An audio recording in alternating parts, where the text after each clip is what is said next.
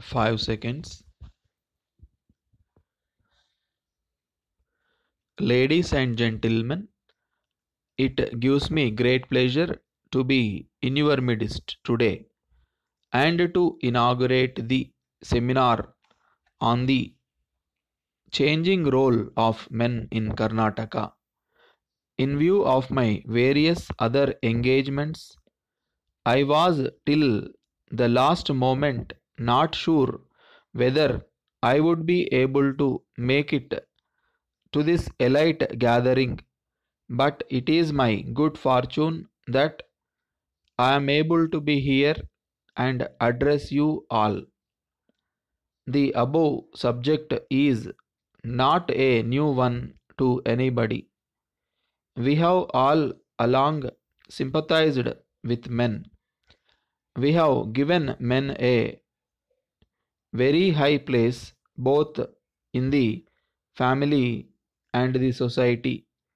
Our ancestors have given the foremost place to men in family, and that is how the father is considered first before mother, teacher, and God. However, in recent times, for the past 5 or 6 decades, men have not been given their due in the society. They have been relegated to secondary role and women have been considered superior. The main reason for this, boys were not admitted to schools and were largely trained to be land workers.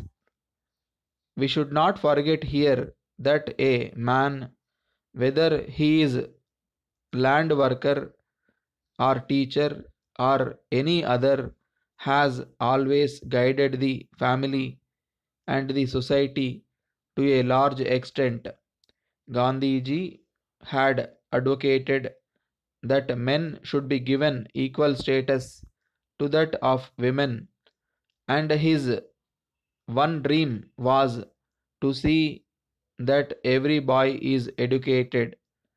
Though he is not with us today, his dream has come true partly, and the governments, both at the center and the states, are making all out efforts to provide full opportunities so that every boy child is educated,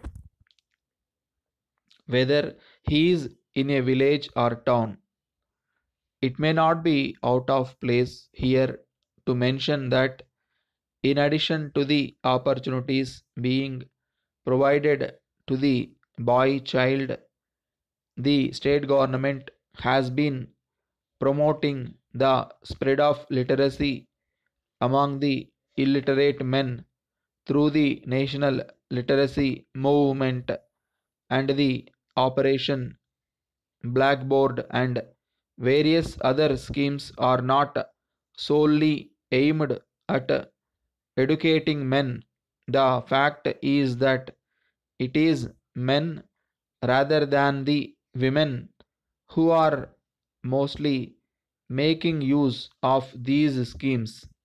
Another matter I would like to refer is that most of the plans that are prepared in different states are nothing more than putting together all the schemes of the various departments without actually going through them and without assigning priorities.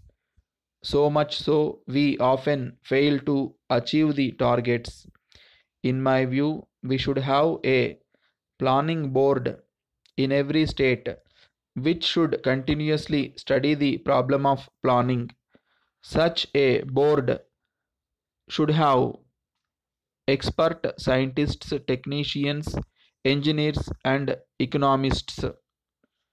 It should advise the cabinet from time to time regarding the priorities and resources position of each state, the quantum of assistance that could be reasonably expected from the center and also the possible means of raising resources within the states.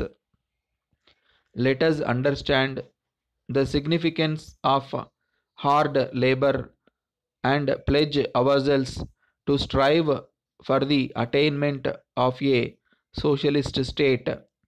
Finally, I will talk about railway system, the question of railways contribution to the general revenues. It has been pointed out that the general administration is drawing too much from the railway revenues. One honorable member went to the extent of calling it exploitation, but I must say, as an economist and as a citizen of this country, that the general administration has a right to get a reasonable dividend out of the high investment in the railways. We must remember that the railways are getting their capital at a much lower rate of interest. This question was raised long ago. There were 2 points of view in this matter. After careful consideration, it was decided that a dividend should be given to the general revenues. After all, the contribution from the railways to the general revenues is only of the order of 25 crores of rupees. This is a very small amount when compared to the advantages the railways get from the government.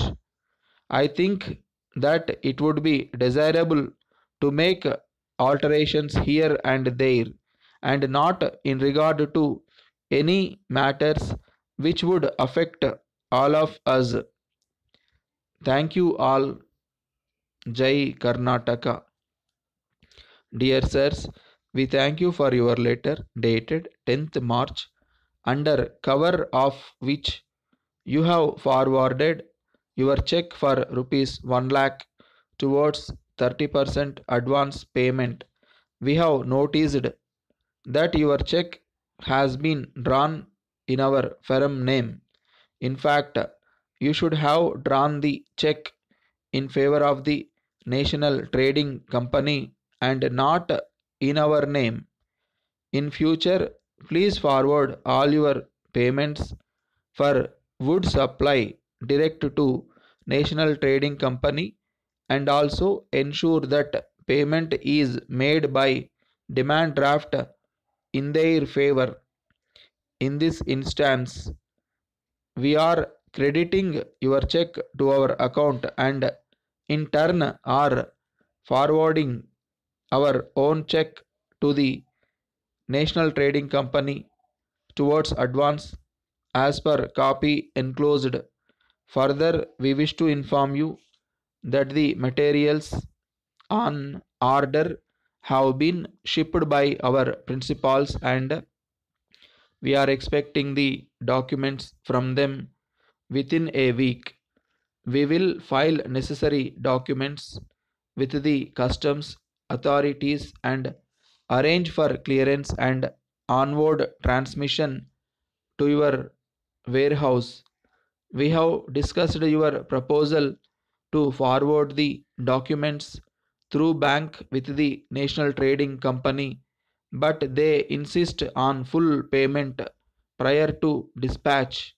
It is therefore necessary that you send a demand draft for the balance amount to them under advice to us so that there may not be any delay on our part in clearing and forwarding the consignment to your warehouse, as the validity of the import license expires by 31st March. We are making all out efforts to clear the consignment before this date.